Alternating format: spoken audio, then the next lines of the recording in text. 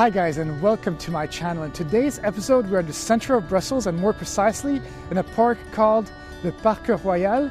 And this park is what you would call a typical Belgian park or typical European style park, with all of its greenery and its way that they landscaped all of the things. But the reason that we're right here in this park today is because they have a beautiful exposition of Le Chat, which is a really popular comic strip right here in Belgium. And the exposition name is called Le Chat Déambule, so it's going out for a walk. And Le Chat actually means cat in English, and it's a sort of like Garfield character. But right here in this park they have 18 statues of Le Chat spread out throughout the park, so we're going to be visiting the park, but we're also going to be looking at all of the beautiful statues. So without any further ado, let's explore.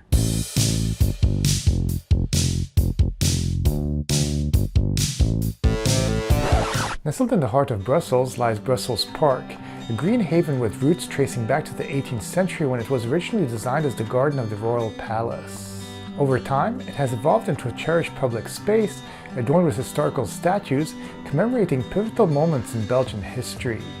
Adjacent to the park stands the opulent royal palace, constructed in the 19th century, serving as the official residence of the Belgian royal family and a testament to the nation's regal heritage. This area in the center of Brussels is truly magnificent, with wide streets and even some murals making it even more memorable. Walking through the park, I found the section with all of the Chat statues, and they are actually in the central part of the park, and they go all in one row, so all 18 statues can be seen pretty fast. But it is kind of cool to see them because, first of all, I've always loved Le Chat since I was a kid, but also they are more than life-size. They are huge, and it's cool to see the Chat in all of these different kind of positions because, as I mentioned, well, Le Chat is a comic strip, and it used to be in a newspaper at first, before it actually became a comic strip of its own. But when it was in the newspaper, it always talked about political stuff, about contemporary stuff, a lot of pop culture stuff too. So anything that has to do with current politics and news. And even though it is funny, it's kind of different than Garfield, because Garfield always was just comedic. But Le Chat, as I said, it's political, it's contemporary, it's pop culture, all in one. But it also makes you kind of think too, but in a funny way. 18 years after Le Chat's original expo at the École Nationale des Beaux-Arts, Philippe Geluck, the author of Le Chat, was welcomed to Paris, where the statues exhibit was officially launched. From then on, Le Chat Déambule tour moved to different cities, including Bordeaux, Caen, Geneva, Monaco, and Montreux, attracting more than 6 million fans of the comic series, filled with humor, poetry, but also by the profound subject tackled by the artist. For its final stop, Le Chat exposition went to Brussels, which is Philippe Geluck's hometown.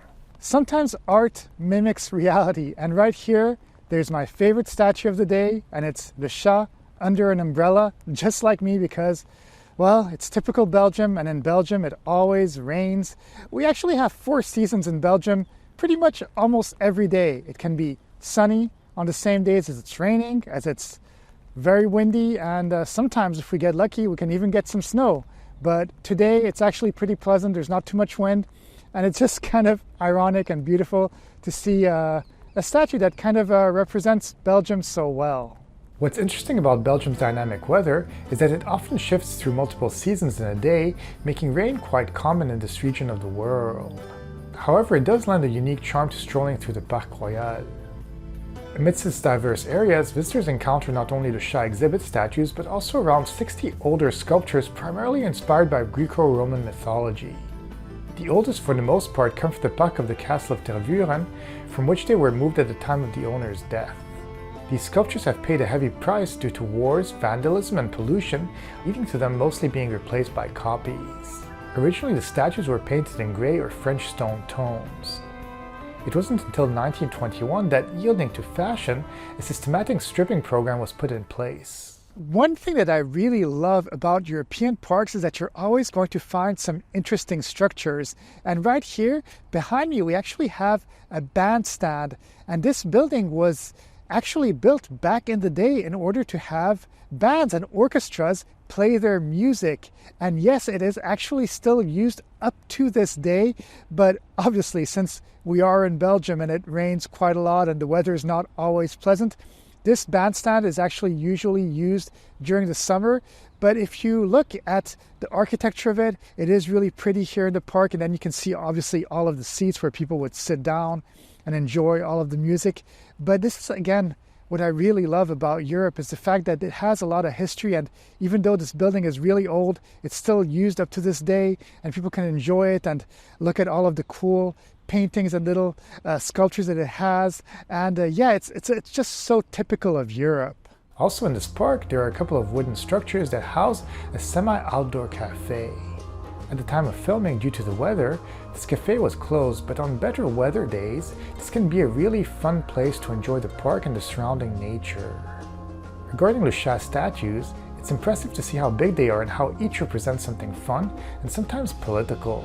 After all, there have been 24 albums and 6 best-of albums released since its inception in 1983. So finding humorous inspiration to create these statues wasn't too difficult.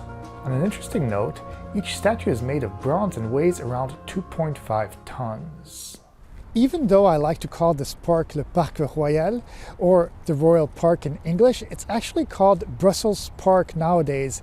Le Parc Royal was actually the old name for this park, but the reason that it was called this is because it was the oldest park, or is the oldest park that was developed in the center of Brussels, and it's in front of the Royal Palace.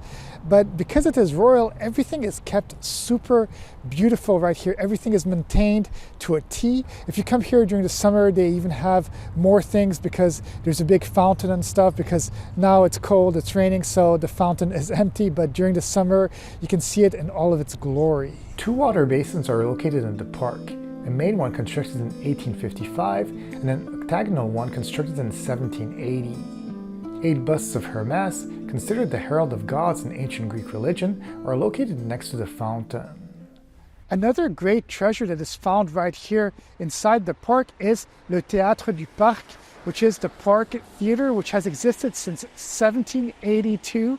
And yes, this is a really old theater, and it used to be an annex of Le Théâtre de la Monnaie, which is a really, really big theater in Brussels. And I might actually say that it's the biggest and most renowned theater in Brussels, but this annex back in the day used to be used more so for younger actors to perform their plays. But I think it's kind of cool that this theater exists since the 18th century and still used up to this day. So when you're here at the park, you get to see an outdoor museum, you get to see a beautiful park, and if you want to see a play, well, you can come to Le Théâtre du Parc. It's just the best of all worlds. The Royal Park Theatre, built in 1782, is located at the park's northern end. The park also houses the Vauxhall of Brussels, a historic performance hall that opened in 1781. Initially a drinking place, concert hall, and theatre, it has been utilized by the Arts and Literature Club Cercle Gaulois and its predecessor for meetings, dinners, exhibitions, and concerts. As for the Brussels Park grounds, they have been classified as a protected site since 1972. The park now belongs to the Brussels region, which manages and maintains it. It was mostly recently renovated between 2000 and 2002. Here we find ourselves in front of the last statue of Le Chat that there is to visit right here at Le Parc Royal, and it is really, really beautiful. Le Chat is right here meditating and being levitated or supported by a bunch of birds, which is really, really cool. But yeah, I really think that this place is magical. I really loved seeing all of these statues, and not just Le Chat statues, but also the traditional statues and all of these older buildings. And this is, again, what the power of Europe can give, is the fact that it has so much history. But yeah, if you did enjoy it, please be sure to subscribe, hit the like button, leave me a comment too. Let me know if there's other places in Belgium that maybe I should go visit, or other places in the world that you'd like me to make videos about. Maybe I could make that happen. Okay, well, that's it. Have a great day, and I'll see you guys in the next video.